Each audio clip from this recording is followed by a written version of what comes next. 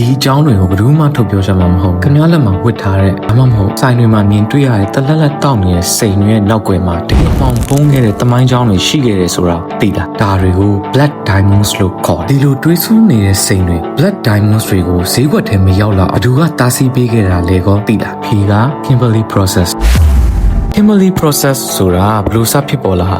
1990ပြည့်နှစ်တွင်မှာတော့အာဖရိကတိုက်ရဲ့ပြည်တွင်းစစ်တွေဘက်မှာစိန်တွေကငွေကြေးထောက်ပံ့မှုအတွက်လုံးဝအရင်းအမြစ်ဖြစ်လာခဲ့တယ်။တရားမဝင်လက်နက်ကိုင်အဖွဲ့အစည်းတွေကစိန်တွေကိုအတင်းအဓမ္မတူးဖော်ပြီးရောင်းရငွေနဲ့အစိုးရတွေကိုပြန်တိုက်ခဲ့ကြတယ်။လူတန်းပေါင်းများစွာတော့အသက်တွေဆုံးရှုံးခဲ့ရတယ်။ဒါကိုကဘာကတိသွားတဲ့အခါမှာ2003ခုနှစ်မှာတောင်အာဖရိကက Kimberley မြို့နိုင်ငံတကာကစုပေါင်းပြီးတော့စီးစနစ်တစ်ခုချလိုက်ဒီစနစ်ကတော့စိန်တလုံးရဲ့မျိုးရိုးဗီဇကို Birth Certificateလိုမျိုးတရားဝင်ဖြစ်ကြောင်းတက်တည်ပြရမယ်စနစ်ဒါကို Kimberley Certificate လို့ခေါ်တယ်။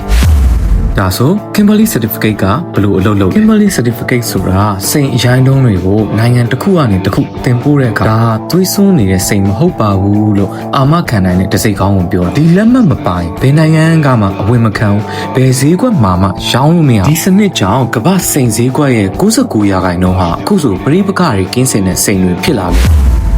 ဒါဆိုအခုဒီနေ့ခင်မှာရော Kimberley Certificate ကဘာတွေဖြစ်နေပြီအရာအလုံးရောအဆင်ပြေသွားပြီလား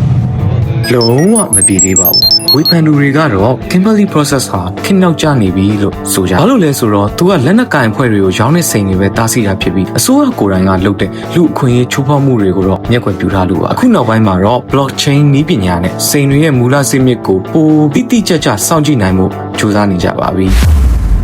ဒါကြောင့်နောက်တစ်ခါခမည်းစိန်ဝယ်တော့မယ်ဆိုရင်ဒီ Kimberley Process ရဲ့လက်မှတ်ပါလားဆိုတာမေးဖို့လုံးဝမမေးကြနဲ့နော်ခမည်းရဲ့အလှပဟာတစုံတစ်ယောက်ရဲ့အသက်သွေးတွေနဲ့မစိုးမိစေရန်အရေးကြီးတယ်ဒီလိုစိတ်ဝင်စားစရာကောင်းတဲ့အကြောင်းအရာတွေကိုထပ်သိကျင်နေဆိုရင်တော့ကျွန်တော်တို့ MGNG ရဲ့ YouTube channel လေးကို subscribe လုပ်ဖို့မမေ့ကြနဲ့နော်